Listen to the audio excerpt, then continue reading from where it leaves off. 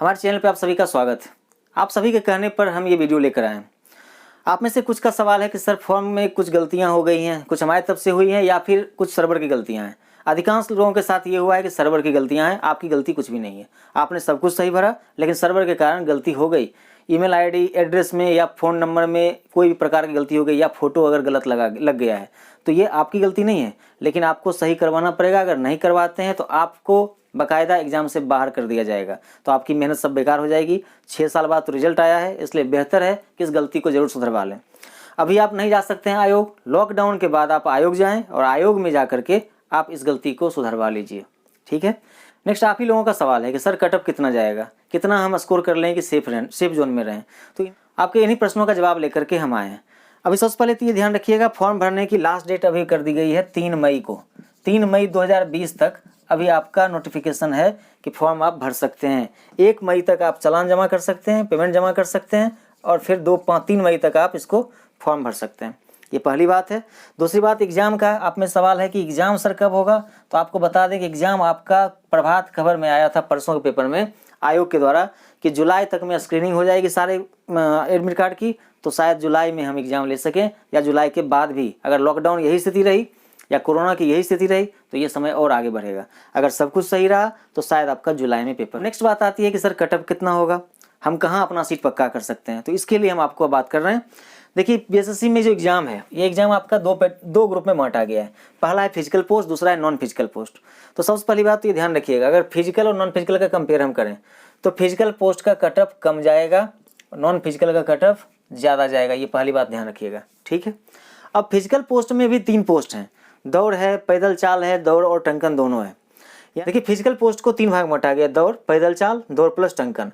पैदल चाल में क्या है, आपको वनरक्षी पोस्ट के लिए 4 घंटे में पुरुषों के लिए 25 किलोमीटर पैदल चलना है और महिलाओं के लिए 4 घंटे में चलना है 14 किलोमीटर, ठीक है। तो जब पैदल चलना है तो ऑटोमेटिक है हर व्यक्ति इसको कर ही लेंगे, ठीक है। तो यहाँ कटअप क्या होगा, सबसे हाई जाएगा, ये ध्यान रखिएगा, सबसे उच्च कटअप जाएगी आपको पैदल चाल पे।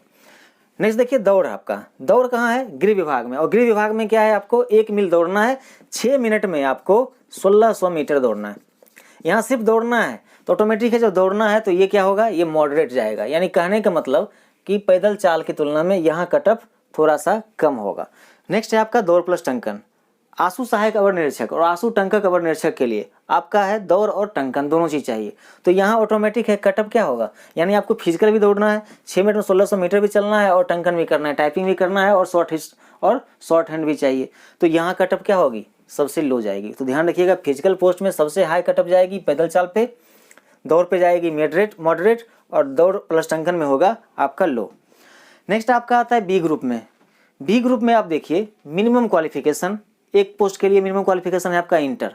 तो जहाँ मिनिमम क्वालिफिकेशन सिर्फ इंटर मांगा जा रहा है वहाँ ऑटोमेटिक क्या होगा, कटअप हाई जाएगा। तो कटअप हाई किस पोस्ट पे जाएगा, आपका सबसे प्रिय पोस्ट जो इस डिपार्टमेंट में है वो है आपका राजस्व कर्मचारी। राजस्व कर्मचारी के लिए आपका कटअप हाई जाएगा। नेक्स्ट आपका देखिए स्पेशल क्वालिफिकेशन में कुछ पोस्ट हैं उसमें जिसके लिए कुछ टाइपिंग चाहिए और कहीं स्टेनो चाहिए। तो टाइपिंग की तुलना में स्टेनो थोड़ा सा टफ होता है, तो लो ऑटोमेटिक है कि स्टेनो जहाँ होगा वहाँ क्या कटअप होगा, वहाँ कटअप लो जाएगा। और जहाँ टाइपिंग है वहाँ कटअप क्या होगा, वहाँ कटअप मॉडरेट होगा। तो इस चीज़ को ध्यान रखिएगा।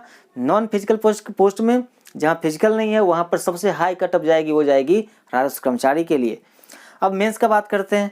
मेंस में आप जानते हैं कि मेंस में आपको 2 पेपर देना है, एक पेपर हिंदी है और एक पेपर आपका GS math paper, GS math और रीजनिंग इसका है।